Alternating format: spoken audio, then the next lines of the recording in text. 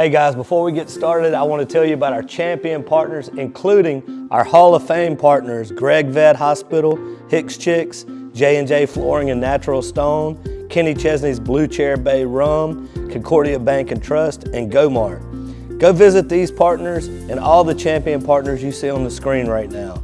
Make sure to do business with them and tell them Miss Lou Champion sent you.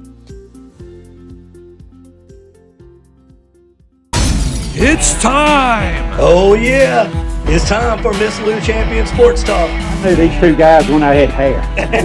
For me, it was just all about being coachable, being approachable, being a good team guy, and being what I'm supposed to be when I'm supposed to be. Where were they getting the hair from? I think they took it from his lower back. Okay. And they moved it to the top. With me, Ronnie Calhoun, and the legend, Joey Martin. It's entertaining, informative, and sometimes a little crazy. So sit back and enjoy the show.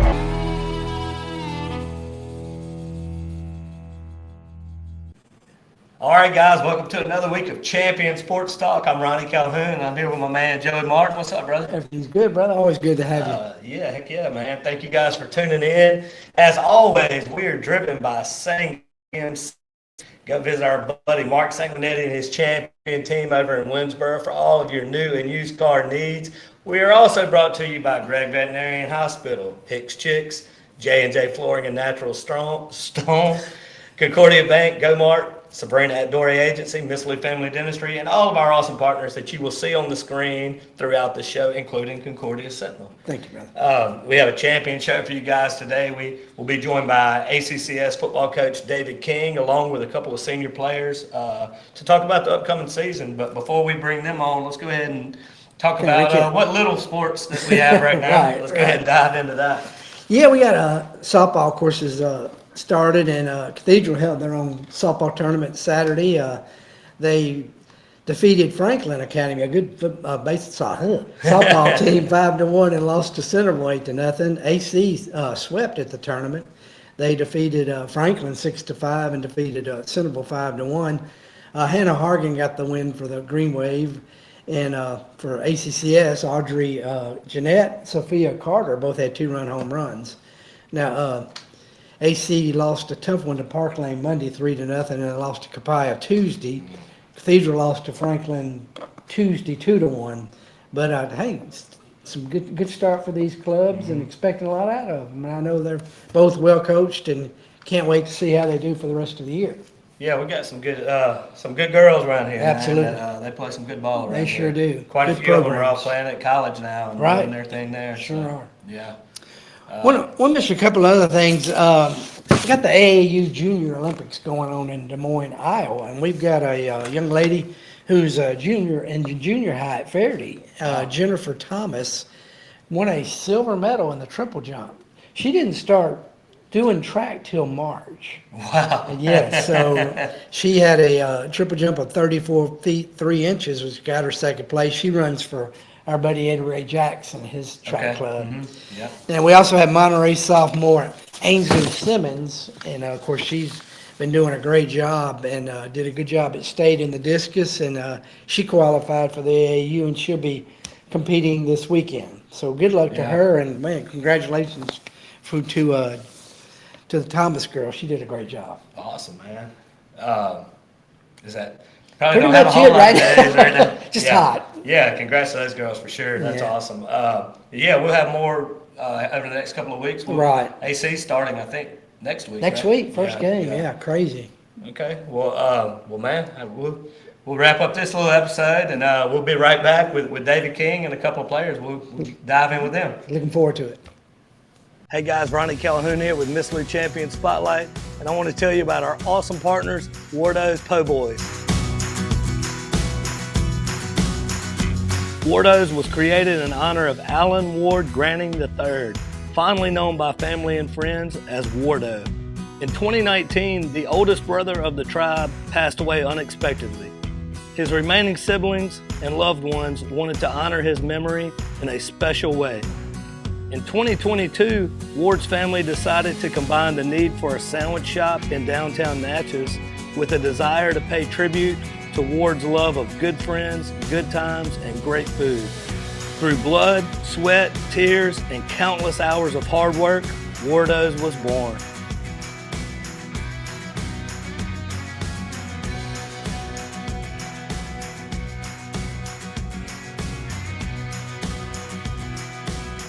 So go visit Wardos today at 309 North Broadway Street in Natchez, where the po' boys are so good, you'll swear you're in Cajun country. All right, guys, welcome back to the show. We've got Coach David King here, and then we've got seniors, right? Yes, sir. Drake Hale and Brayden Duplechin with us today. We appreciate y'all joining us. Thanks for having us. Thanks for having us. So, first day of school, huh? Yes, sir. Sir. Got a lot going on. A lot going on. Football starting next week, if I'm not mistaken. First game will be this Friday. We play a week 0, Ronnie, every year. We play, try to get ahead of the competition there and play week 0. So we've got a little scrimmage tonight over at Centerville, but we'll play our first ball game a week from tomorrow. So it's here quick. Yeah. Well, we appreciate you guys. It's exciting, man. Whenever we start the new sports talk season, it's always exciting because even though it's 100 degrees outside, you know the fall is coming. You know the Friday night lights are coming. I guess we'll go ahead and dive in, Joey. All right. 29th year, David, and like you told me last week, you're just as excited as your first year. So tell us about your team this year. Well, this is, as every year, Joey, you know, each team has to create their own identity, and this is a team that's going to be, you know, these are really the only 2 returning full-time starters on the offensive side of the team last year. So 9 spots to fill on offense, 8 on defense from a overachieving team last year. So we've got our work cut out for us this year, but these 2 guys are extremely good leaders and 2 of the best guard and tackle beside each other guys I've had in a long time. So if they can stay healthy, I think we can run the ball and figure out who we're going to be in time for the playoffs, hopefully. That's always the goal, is to be better in October than you are in August. So, you know, we've got a lot of work to do, but I love the work this group has put in this summer, so I think that'll pay off. Awesome. Well, Drake, I'll start with y'all. With you, how's it feel being a senior? Is it different for you? I mean, it's a lot different. You know, the pressure's still there you have, but also, you know, you want to play one last time. Like you want to give it your all as much as you can because you know you don't have a guaranteed amount of time left. How about you, Brayden? Yes, sir. It feels a lot different from last year. So instead of having my seniors that were leading me, now I have to be the leader. So it feels a lot different. Do you guys feel that pressure to lead now that you're seniors? Yes, sir. Yes, sir. Tell about, David, I mean, you've been doing it as long as I have. Yeah.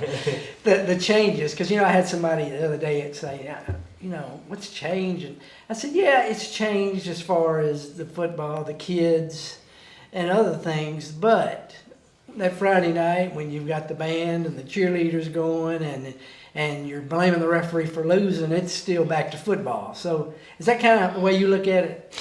Yeah, you know, society changes, and you have to roll with it if you're going to be successful. And these kids are just as tough as the kids I started out with at Trinity 29 years ago. It's just, you know, the expectations.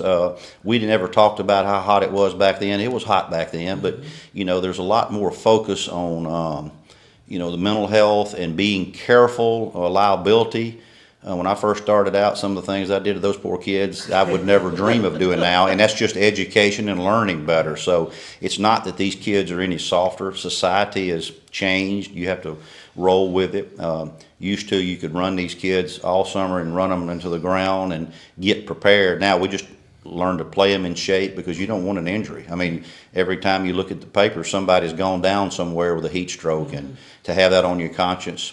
So that's the main change is being able to adapt to being smarter. Tackling drills are non-existent now, and because you don't want to get anybody hurt, you know. So that's changed. But when the lights come on, these kids are just as good as the ones back then, and it's still exciting. So it's football. It's high school football in the South, and nothing better than a Friday night in the South than a high school football game. Mm-hmm.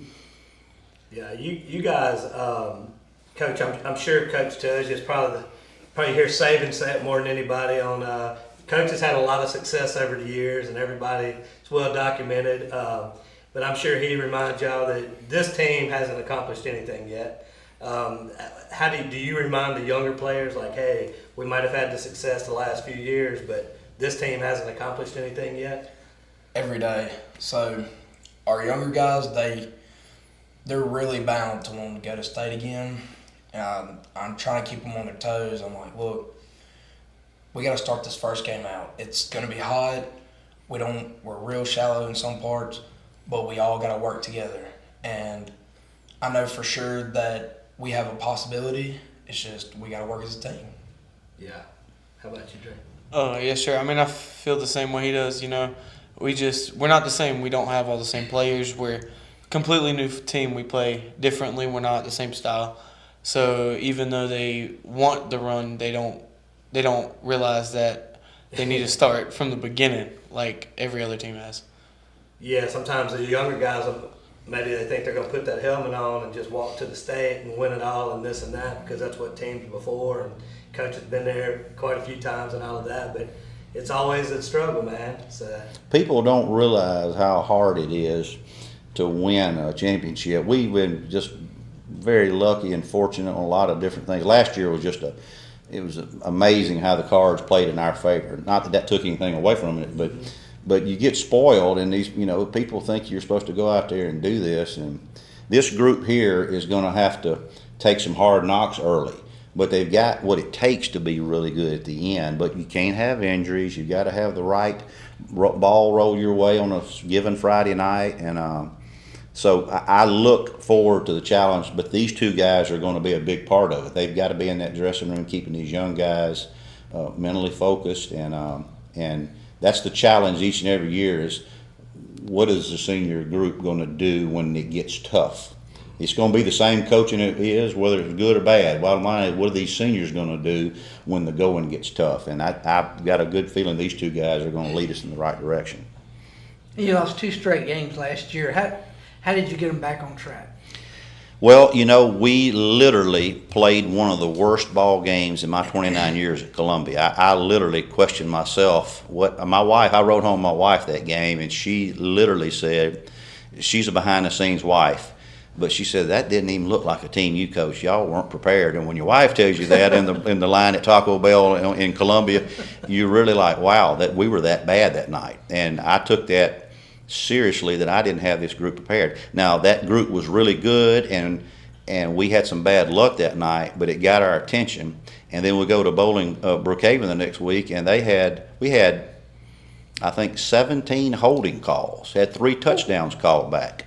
So when you get something like that happens and you realize, well, I'm not so sure we had something to do with this loss, but it gets your attention. And you and I have talked about it. I don't like losing any, but 2 in a row or some of that, we don't do that very often. So it was a gut check early, but that was a really good senior group last year that was able to get us back on track. And then we were fortunate to have some things go our way at the end of the year.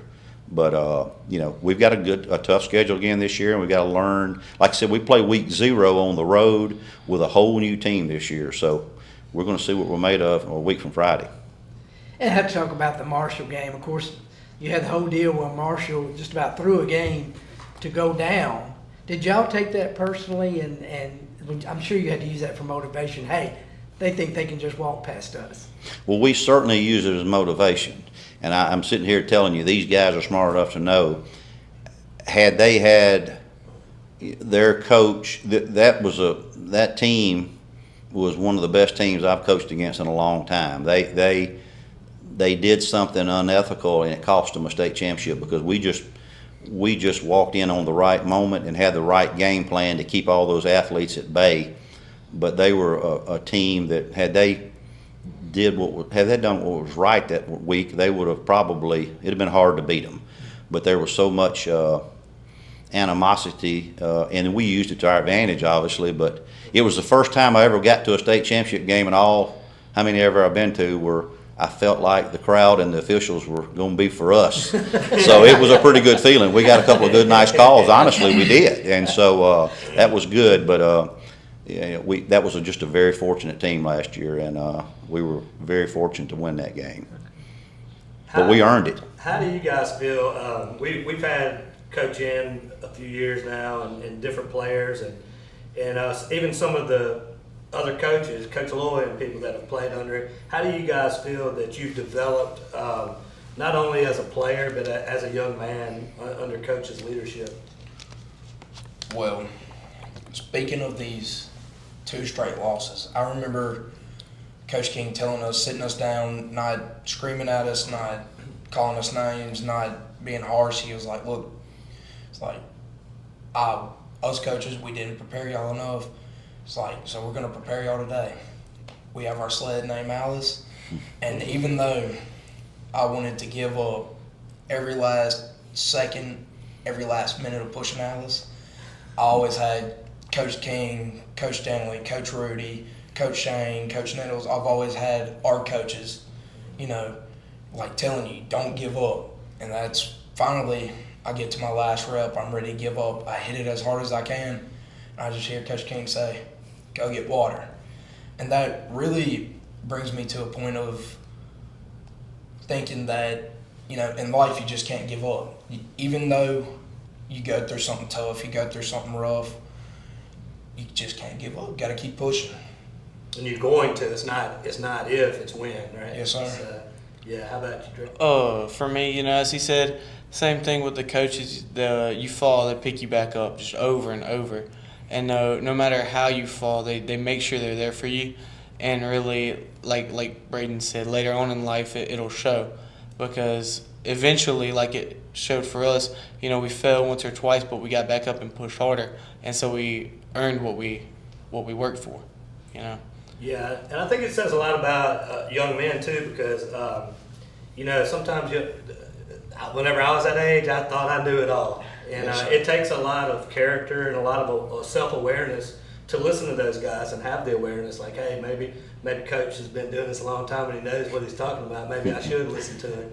So that takes a lot of self-awareness, and that's good for you. And then real quick, Joe, I did want to jump on that 2 losses thing, because I may be wrong about this, but I think I almost remember a pattern like a couple of years ago. You guys lost 2 years in a row, and then I think I remember Joe had mentioned it maybe back in with another team you lost a couple in a row, and then you come back and win these state championships.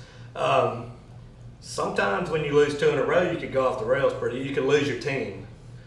So I guess, Coach, the question to you is, you've done this multiple times. How do you keep your team together whenever a lot of people might be doubting you in those situations?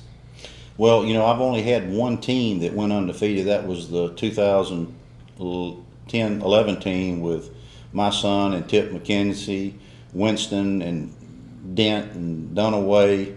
My wife could have won with that team. That was an unbelievable team. Joe remembers that team. I mean, it was amazing. But I like, you know, one year Joey called me, we lost 3 in a row the year before that and ended up winning the state championship. You have to get knocked down, you have to have reality checks. It's real hard to run the table.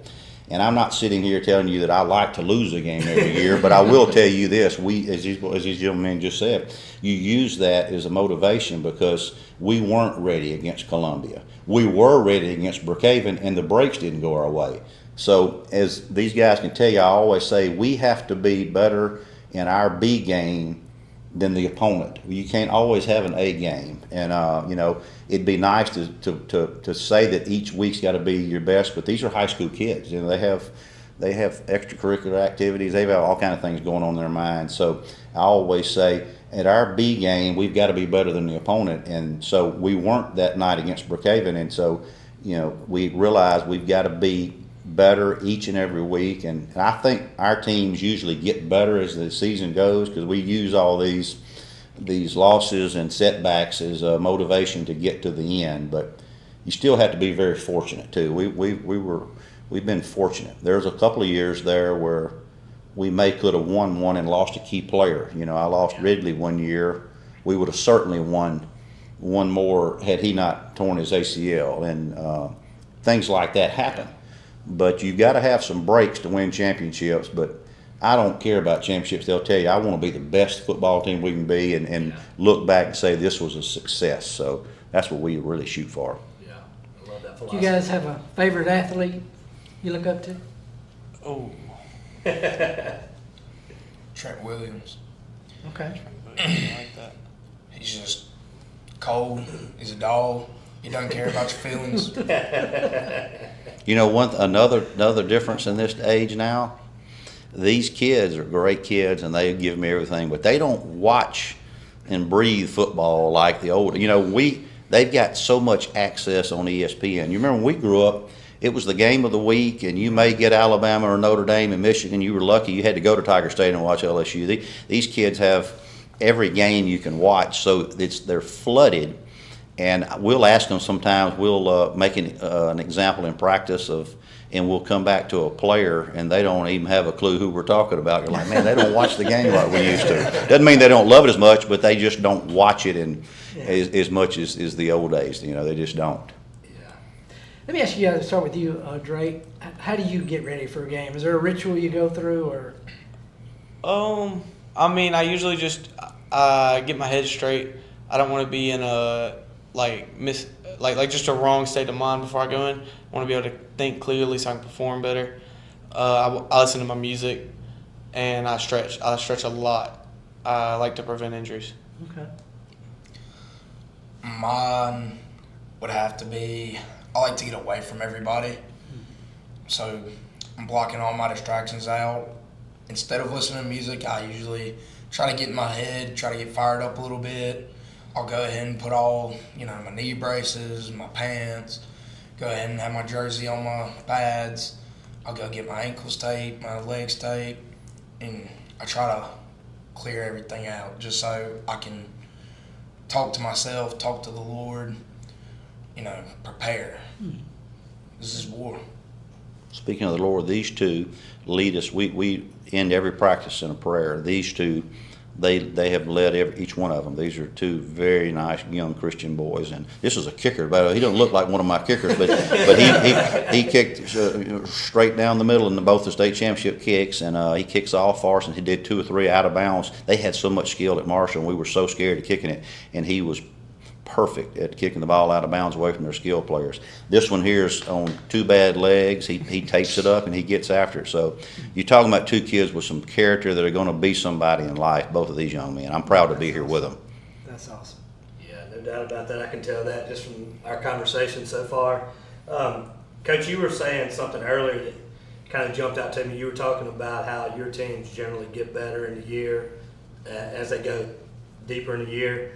Do you coach different early on? Do you kind of call the games differently, or is that purposeful? Well, this is my 29th year, so you kind of learn what works and what doesn't work. And what I finally learned is, when I was a young coach, I was like any young coach. You want to be the best coach in the world, and you want to win state championships, and what every young coach tells you differently, they're lying. Everybody, and then when you get fortunate and you win some of them, you realize, that's just a byproduct of what we're doing here. You start really focusing in on the man, the boys, and making them men. So sometimes we'll spend more time on the character than on the blocking scheme, on the pushing them to their limits more than that extra 30 minutes of scouting.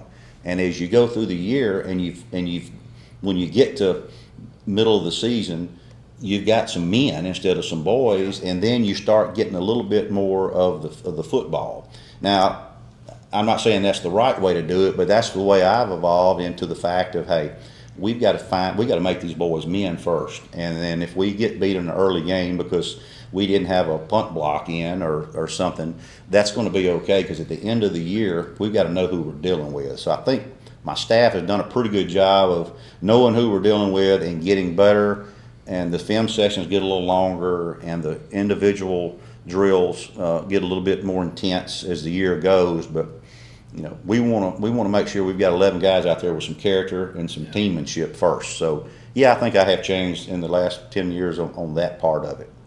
I like that philosophy too, with each season, building them mentally first, because at the end of the year, if you make it to where you guys want to go, you're certainly going to face some hard times and some mental challenges, and you have to be ready. Somebody's going to break. One of the teams is going to break, and you just can't let it be you. So I love that philosophy.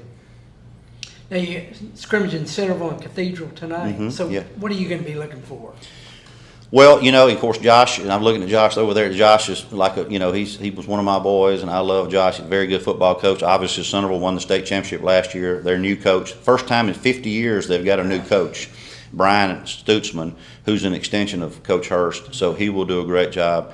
Both of those guys are friends of mine. I think they're probably like me. We want to get out there and get some rust out of the way, and just see who's coachable and see who's we're not. I'm going to be as basic as you can offensively. We're not blitzing. We're just going to go over there. Normally, I would call Josh and Brian, what are you running on offense? But we didn't even do that this year. We're going to go over there and just try to get, find out who we are, find out what guys have. Yeah, and we're realizing we're going to make some mistakes. But, it is so early this year. It just seems like it's so early that we're concerned with, hey, do we have some guys that are going to give it their all, and we'll work on scheme next week against Bowling Green. And you got a new quarterback with Ryder Smith, and I like the way you said, hey, it's his turn. So yes, let's see how he can do. Ryder is a very good athlete.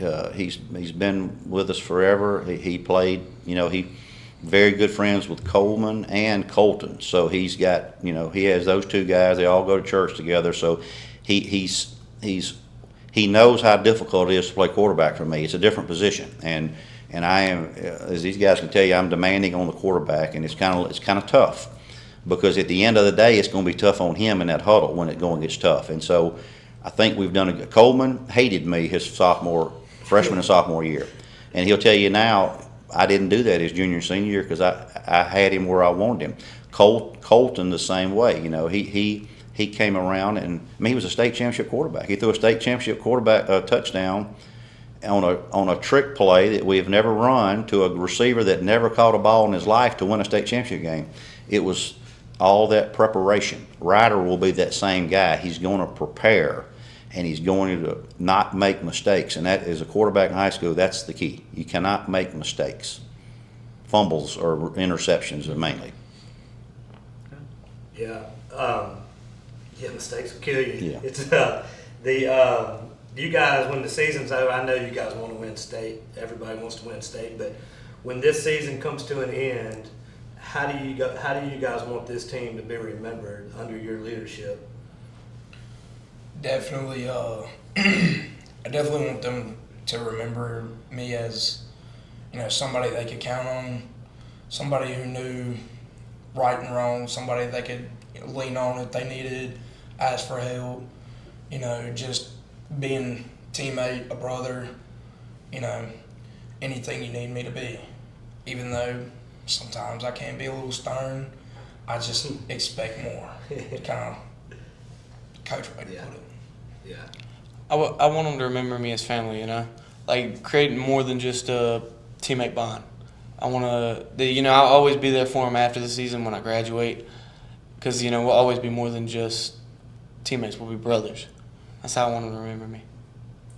I like that, man, because you guys will go different ways in life, but you'll always have that bond, and there'll be years later where you come back and you'll talk about, you remember that time? So Nothing makes a coach prouder when you're sitting at home and you've had a rough day at work, and then you get a text from a kid that played for you 25 years ago that's sending you a video of his kindergarten son playing flag football. I mean, you know what I mean? It's just the bond that you have with these kids is amazing. It really is.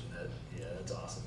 Well, talk about your schedule. Do you have 2 open dates back to back? No, we have one open. We actually picked up Centerville on the October 9th. We have an October the 2nd open date, and we had a team at Clinton Christian that folded. So we did have October the 9th open, and Brian and I got together, so Centerville's going to come to us on that date.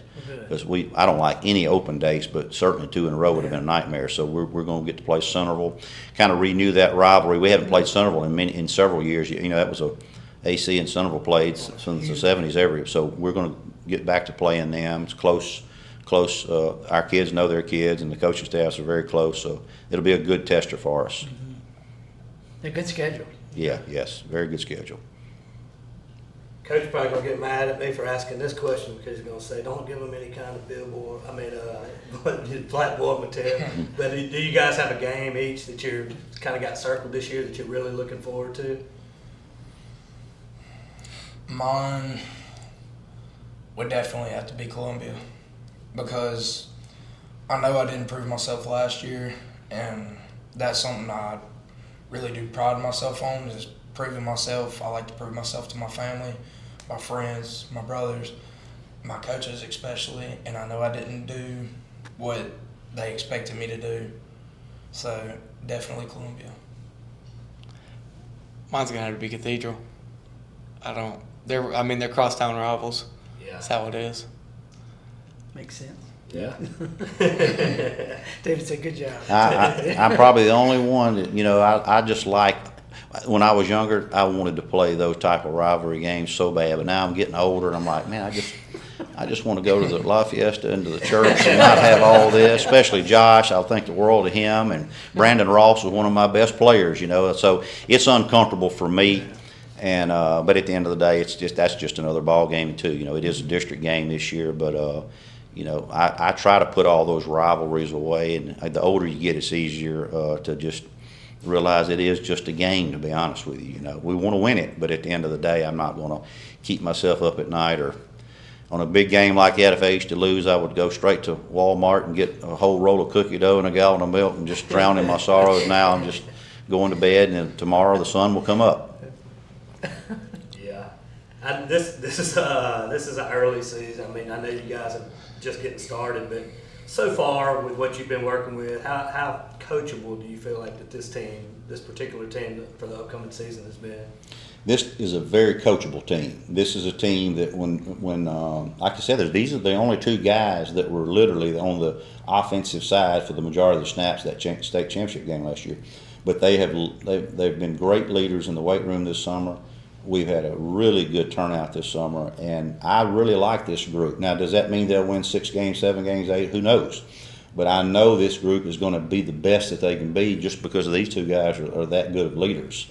The schedule's tough, and we are extremely thin in a lot of places, as thin as I've been in a while. But they're prepared physically and mentally to withstand a long football season. So we'll just see if we get a few breaks. But I really like where we are right now as far as the character, which is 80% of high school football for sure. Yeah. And I don't want to give you any coaching advice or anything, but if I were you, I'd just run it behind these two guys every play. That advice will be taken, because 90% of our plays are going to come behind these two guys. I can tell you. Big boys right yes, here. Yes, sir. And they performed unbelievable in that state championship game last year. I watched the film and broke it down over the Christmas, and man, they had an all-state linebacker and an all-state tackle that these two guys just absolutely made them tap out by the third quarter, and that was a big part of the game. Obviously, Sean Carey and CJ, these were guys that were making the plays, and they're great, but they were running behind these guys, and I think my big butt could have got out there and got 4 yards of carry behind them, because they were plowing away. So what's it like for you guys not having Stanley yelling at you? A lot different. It's a lot different. I mean, we have Coach Spears now, but I don't know. It's not Coach Stanley. So it's a lot different from Coach Stanley. How about you, Ray? I'm right there with Drake. He's got to be careful because he dates Spears' daughter. So. Let's go to the next question, please. Yeah. So obviously, Richie is taking over your defense. Richie, and what Drake meant by, Stanley is in your face constantly. Richie is an outstanding. Look, we won. I don't know how many he and I won together, but they know he's an outstanding football coach. It was just different approach. It's a different approach, and they know Richie will get riled up too. Stanley was just, he was young. He was intense from the minute you got out there to the minute you left. And Richie picks his time. But I've been so fortunate to have two of the best in this area ever in Stanley and Richie. I mean, they're two of the most successful coaches around here. And then I've got the most. I always say this because he's behind the scenes, but Rudy Wilson's been with me. He's the most successful assistant coach in the history of this town if you look at his record and his championship. So I've got some great assistants that have been with me a long time. Richie's coming back out there. Stanley was amazing. But Richie is, he is very familiar with what we do, and he and I work great together, and they won't miss a beat with Richie in there. And we wish Stanley the best. He's going to be a great. Stanley is a head football coach. I was fortunate to have him, but he needs to be running his program, and we got along so good. But I look for him to do some great things where he is now. Yeah. Well, we got time for a couple more questions, Joey, and I'll take one and I'll let you end it. But I always like to end with the character question. I hope to see, we have a Brightest Stars ball that we do every year, and I hope to see both of you guys there at that. And I'm a big believer in doing things in the community and giving back and all of that. What does it mean to you guys? How do you see your role in the community, not only as a football player, but as a young man who needs to contribute on a larger scale? Well, are you familiar with the Old South Pawn Shop? I know what it is, yeah. My family owns that business. Okay. And, they've been in the community for I don't know how long. I think at this point right now, for how long it's been here, for how many people we know, for like all the cops we serve around here and everything like that, I really want to keep my grandmother's legacy alive in there because she really believed in this town. And I do too. There's still a lot of great things that still go on here now, like the Brightest Stars Ball. I think that's amazing. Yeah, I love that, man. Yes. Hope to see you there this year. Yes, sir. We'll be there. For giving back to the community, it's something I partake in it a lot. I'm a part of a ton of clubs, I'm in honor society, lots of things I like to give back to the community. And to me, it's just, if there's something I can do to help somebody else, why not? Because, why have something for myself that I don't need when I can give it to them or help them? Because why be selfish about it? I love that answer, man. I say that all the time. People say, why you do this, why you do this? I'm like, well, I have the ability to help this person. Maybe it's a connection. Maybe it's something small and it's easy for me and it can help them. I say all the time, why not help them? So I love that mindset. So Joe, you want to get us out of here, man? Yeah, I'm not going to call them the olden days. I'll call them the golden days. So, how many hours you must have spent breaking down film and just exchanging film, going to meet the coach. How much is it different now? Well, the huddle is, if anybody's not familiar with it, it's the game changer. The old days of playing a ball game in Minden, Louisiana, and pulling up at 1 a.m. and then breaking the film down at 6:30, and then getting in the car and driving to Jackson to exchange a game film. The wear and tear it took on coaches. And the old days of Trinity, there was only 2 or 3 of us, so I usually had to do that most of the time. And now to be able to just push that button and you got access to every film, it's really a game changer. It's a whole different ball game than the old days. And of course, before my time, they had the old reel-to-reels. I can imagine how difficult that was. So it's obviously a lot easier to gain access and scout your opponents and critique yourself. So it's much easier nowadays. Everything's easier. That's society. It's just easier, and there's more access. But at the end of the day, you still have to coach them up. They still have to be injury-free, and they still have to want it more than the other team to win. And at the end of the day, all this other stuff's smokescreen. You got to have some kids that believe in the coaches, and they want to win for their school, and you'll be in good shape. Stuff. Well, guys, we appreciate y'all coming in. Yes, sir. Always love to talk to you, Coach, and you always bring great young men in. And just pulling for you guys this year. We're here for you. If you need anything, let us know. Yes, sir. Thanks for having us. Ryan, John, we always appreciate you guys. Yeah. Yes, Thank you sir. so much. Yes, sir. Thank Thank you. Yes, sir. Yes, Thank indeed. y'all. Thank y'all. Joey and I'll be right back after this break to talk a little SEC football. For more than 33 years, J&J has specialized in turning your dreams into a reality. When it's time to upgrade your kitchen countertops, bathroom vanities, or create that outdoor kitchen space you've always wanted, choose a company that provides tailored solutions and high-quality products. The saw jet streamlines the process from the raw material to the customer.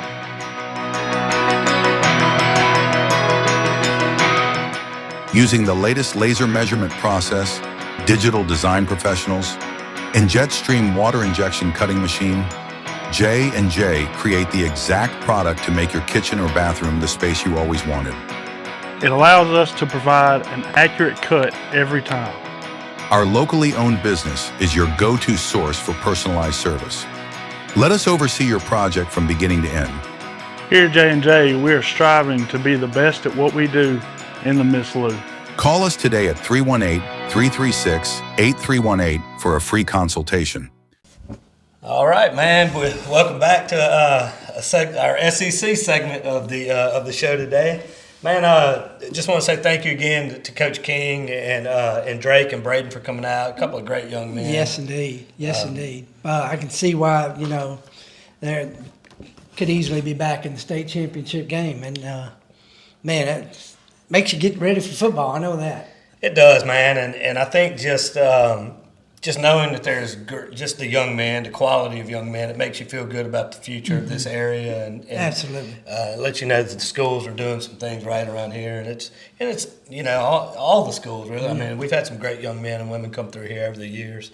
So, and who knew linemen could be that well spoken? I didn't say that. Joey said. I just want y'all to know that. Them were big boys. I didn't say anything.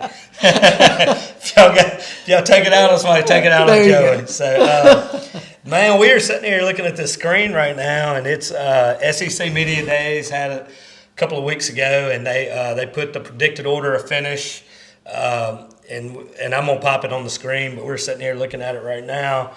And it's interesting. Yeah. So what? Before we get into the order of finish, what were your thoughts on the SEC Media Days in general? About what we expected. Figure Georgia, Texas are certainly two favorites, but it's going to be a fun year. I mean, and everything is so changed, and just the future looks so crazy. But the SEC will be back this year. There's no doubt about it. Yeah, and it's a different game, man. Nobody has that depth that they can just, including Georgia and one, level two, level three. I mean, these guys just aren't going to sit the bench for 2 or 3 years and wait their turn and all of that. And it's nobody's fault. It is what it is. And money talks. But what it does is it there's big team. The top teams can't just stay there forever. Right. And the smaller teams have, they can put up some fight. It just creates more parity. So it's always going to be interesting as long as this is the system. But I'm looking at it here. It's I'll pop this on the screen and edit. But man, looking at this, what do you think? Give me one overrated and one underrated that you see there. Everybody ahead of LSU's got to be overrated, right? I feel that. Now, if I had to pick one team, I'd say A&M. They never seem to. They're kind of like the Notre Dame they're always high expectations, but got them at number 4. Yeah. So you think that they're overrated? I think so, and that's not just kind of dishing on them. It's just about the rest of the league is so good that. I mean, if you're 6th in the SEC, you're gonna, which is what, Alabama. I mean, yeah. How do you say, hey, Alabama's not going to be good this year, even though they've got them 6th? Is that who you have as your underrated? Yes. Yeah. So that's Alabama's my underrated too. Okay. And I get it, but I don't know. We've seen Alabama be good for a long time, so it's hard for me to be like. Alabama's, and I hear people talk about their coach, and they're like, "Oh, he's terrible." And I'm like, "What are you talking about?" I'm like, it's not like they dropped off the mountain. I mean, they made the playoffs. Yeah. I mean, they're not. They got their tails kicked. He's proven himself. Yeah, I mean, it's hard for me to just jump on that bandwagon like Alabama's terrible and they're not ever going to be good again. I'm like, we maybe slow down a little bit on that. Now, I hope that I'm wrong about that, and I hope that they are terrible. But my surprise team, I think, is going to be Florida. I think you're going to see the old Florida coming back. Do you? Yeah. I didn't think about a surprise team. Let's see. My overrated, and I hate to say this because it might end up biting me in the butt as an LSU fan. But my overrated team, I think, is Ole Miss. Just because it's hard. Number one, the quarterback and running back are amazing. It's hard to be that good back-to-back years, number two. Then they've changed almost an entire coaching staff. They brought so many people on. And then you've got Chambliss, who I think is an amazing kid and amazing talent, but it's also year two. And defenses have a little bit more tape on them and this and that. Then you have to be injury-free and all that. They're going to have to have everything go right, including Golden being coaching more than 2 games. There's going to be the problems that arise. How's he going to handle all of that? So they're going to have everything go right in order to reach where they're rated now. And I just don't see that happening, man. I think they're going to be good. I think they're going to be a very good team, but I don't see them finishing 3rd in the SEC this year. So I think Florida. I think that's interesting, though. You think the coach down there? I think he's getting it right. They just had some bad deals for the last 2 or 3 years, but I mean, there's too much talent down there to waste, and they're building back up. Yeah. 2 quick thoughts is let's start with Texas. What about Arch Manning? I mean, to me, Arch got off to a really rough start last year, but to his credit, I thought that he fought back and showed a lot of character and maturity and didn't panic. Right. He just kept pushing and kept fighting and ended up being a good quarterback. What are your thoughts on him going into the year? Yeah, and I think he's got better people around him too. And like you say, he's got that thing that his uncles and his dad and obviously that he has. Yeah. And I think it's going to really show this year. I mean, this guy had all kind of pressure put on him from the get-go, and yeah. But you'll see a more mature quarterback this year, I believe. Yeah, I do too, man. And I don't have a like or dislike. It doesn't matter to me either way. But I think he's a good young kid. I'm pulling for him. But I was impressed that he did overcome a lot of that pressure last year, because not only the pressure, he started out terrible. Yeah. And the pressure got worse, and I was like, "Oh man, I feel kind of bad for this kid." And then wrapping up, man, let's talk a little bit about the Tigers and what can we expect from the Tigers this year? Man, the ceiling's high for them. I mean, there's a lot of good talent on there. Certainly love that Lane Kiffin's running the show. Weiss is calling the plays. Much better defensively. So I have a lot of high hopes for them. Yeah, I think me too. I think the question mark is, just as I was saying with Ole Miss, a lot of things have to come together. It's the same thing with LSU. A lot of things have to come together. The offensive coaching staff, which is a total upgrade, but it's still, a lot of players are coming together, playing together for the first time. A lot of coaches are coaching these players for the first time. So there's a lot of learning, big learning curve, and what gives me a little bit of reservation about LSU's, overall record is, they're starting with Clemson, and then they've got Ole Miss, and then they've got A&M 3 out of the first 4 games. So, I mean, you could have a really bad September out of the gates. I feel good about it. I think that they can win all of those games. But I think they could also lose all those games if things don't go well. So what do you think that if you had to put your money on the table right now, do you think that LSU makes the playoffs? Or? Oh, absolutely. I think they're in the playoffs. 12-team? Yeah. Okay. I'm leaning towards that too, man. And a lot of it's going to come down to Levitt. Right, exactly. He is the big wild card. If he could be a top 4 or 5 SEC quarterback, he doesn't have to win a Heisman. If he can be a top 4 or 5 SEC quarterback, LSU's going to be very good. Yes, so. I agree with you. Yeah. Well, anything else before we get out of here, man? Not much, like you say. Well, AC kicks it off next week. Cathedral 2 weeks has their opening game, and that's against St. Al, so that's a fun way for them to start. Yeah. So, man, we're ready. Well, man, I appreciate you, all the hard work that you do, and I know your hard work's just about to get started, covering all the games and all the teams and all of that, but I know you love it. It's not hard work when you love it. That's it. Yeah, I appreciate it. Appreciate everybody watching.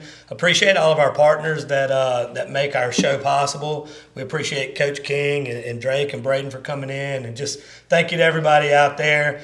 Super pumped about the football season. Looking forward to a lot more of the sports talks every Thursday. So God bless everybody out there. And as always, have a champion day.